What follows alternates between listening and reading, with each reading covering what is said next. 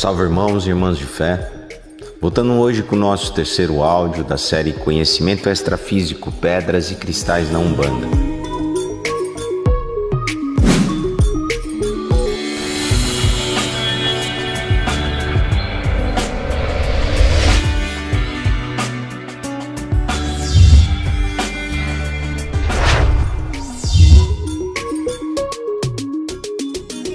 Conforme prometido, continuamos falando sobre o trono, sentido ou linha da geração. Só que agora sobre Pai Omulu. No áudio anterior, dissemos que Iemanjá é o polo positivo, passivo e universal desse trono. Dentro desse aspecto, Iemanjá é geradora, criadora. É aquela que oferece a vibração de início, de começo, a todas as coisas dentro dos 7 sentidos da vida.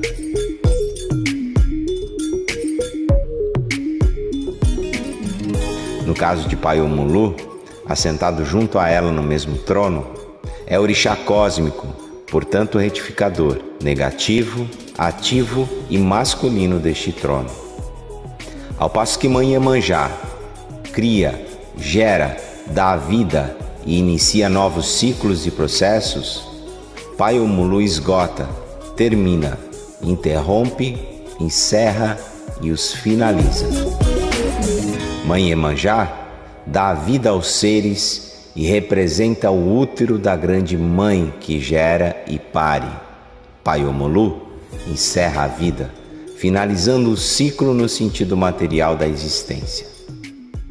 Por este motivo, Pai Omulu é o guardião divino dos espíritos caídos e é tido como regente da morte, ou melhor, do instante da passagem do plano material para o plano espiritual.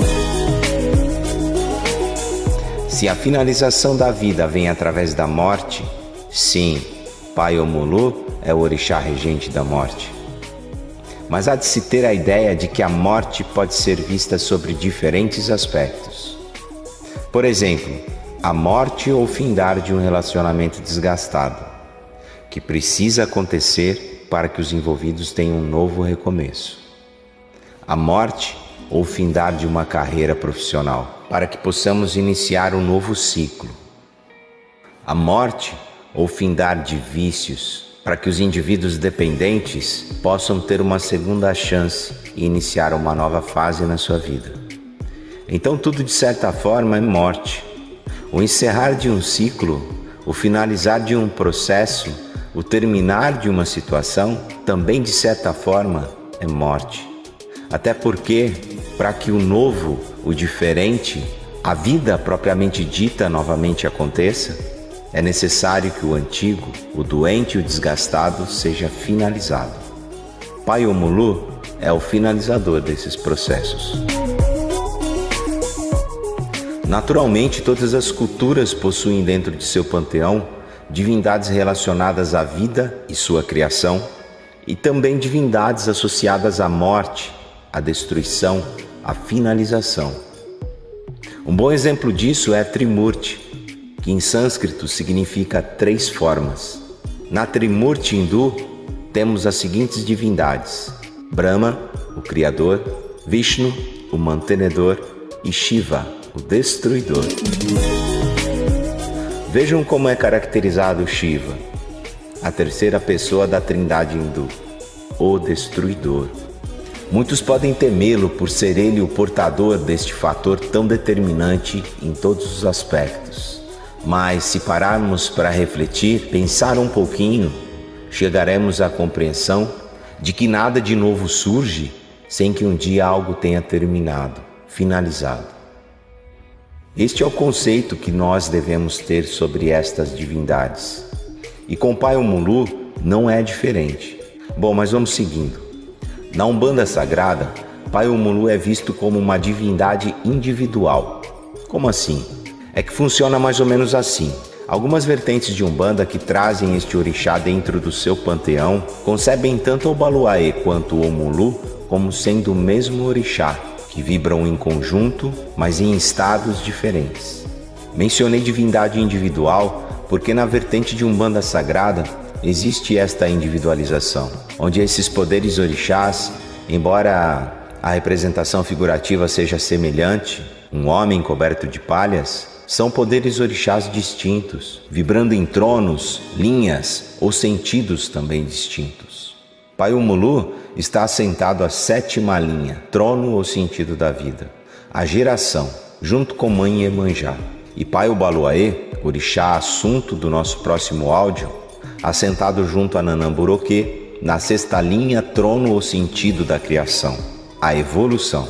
Mas seja de uma forma ou de outra, o que realmente importa é que tanto o Mulu quanto o Baluaê, individualizados ou não, são orixás, são qualidades divinas desdobradas do Criador. Portanto, mais do que serem temidos, devem ser respeitados.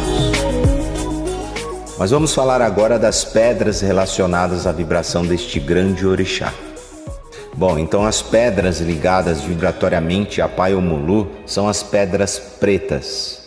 Entre elas, a turmalina negra, o quartzo fumê, a obsidiana e, claro, a ônix, pedra com maior proximidade vibratória e frequencial a esse Pai-Orixá. Via de regra, todas as pedras pretas possuem um fator bastante característico, o fator atrator, absorvedor, diluidor ou neutralizador. E a exemplo das pedras vermelhas, pertencem ao chakra básico, ou Muladhara, do sânscrito chakra raiz. Depois, quando nós formos falar sobre o Baluaê, falo um pouco mais sobre isso. Muito bem, o chakra básico possui correspondência física com as glândulas suprarrenais e, por vibrarem em menor frequência, produzem em nosso complexo etérico a cor vermelha, que justamente vem a ser a cor de menor frequência e maior comprimento de onda no espectro visível e detectável por nossa visão. Mas não vamos nos aprofundar muito nisso porque o nosso assunto é a ônix, que nem vermelha é. Como eu disse, no próximo áudio falando sobre Paiô-Baluaê eu comento um pouco mais sobre isso. Por enquanto vamos tocando o barco. Quais os benefícios da ônix em nosso corpo físico? No que a frequência desta pedra pode nos auxiliar? Bom, no físico, a ônix trabalha principalmente no crescimento e na reconstituição dos ossos, bem como na lubrificação das juntas do nosso corpo. A ônix também pode ser grande aliada em tratamentos relacionados à pele, como alergias, acnes, psoríases, enfim. Além disso, é uma pedra muito eficiente contra as deficiências relacionadas ao crescimento. Problemas relacionados à parte sexual, como por exemplo a frigidez na mulher e a impotência sexual nos homens, também é campo de atuação desta pedra. Além disso, a ônix pode ser utilizada para aliviar os sintomas trazidos pela menopausa. As irritações do couro cabeludo, um dos grandes motivos pela queda de cabelo, também pode ser tratada pela pedra ônix. Enfim, é uma pedra muito versátil e eficiente nos campos que foram mencionados. Agora, vamos ver quais as propriedades desta pedra dentro de um campo um pouco mais sutil, o campo das emoções. Emocionalmente, a ônix trabalha o equilíbrio e a estabilidade emocional, sendo, portanto, uma pedra super indicada para pessoas que possuem personalidade explosiva. Como é de proposta de todas as pedras associadas ao chakra básico, a ônix também trabalha nas questões voltadas ao enraizamento, ao aterramento do ser, propiciando assim pé no chão, apoio, estabilidade e segurança. São pedras super indicadas para pessoas que sofrem demais por influências externas, tipo aquelas que são infelizes por causa dos outros, entre aspas, é claro, porque cada um de nós é responsável pelo que pensamos, sentimos ou fazemos. Mas enfim, esta pedra traz uma certa segurança e com isso acaba favorecendo a nossa autoestima. No campo mental, a ônix trabalha e promove também a segurança, e com isso acaba gerando estabilidade no plano dos pensamentos, auxiliando no combate principalmente de pensamentos viciosos, aqueles que, mais fortes que o nosso desejo, insistem em povoar a nossa mente. Um detalhe importante no uso desta pedra é que ela deve ser utilizada em conjunto com outras pedras, sob pena de vibratoriamente promover o arruinar de um trabalho energético ou psicológico. Trabalhos que possam estar sendo desenvolvidos por outros profissionais.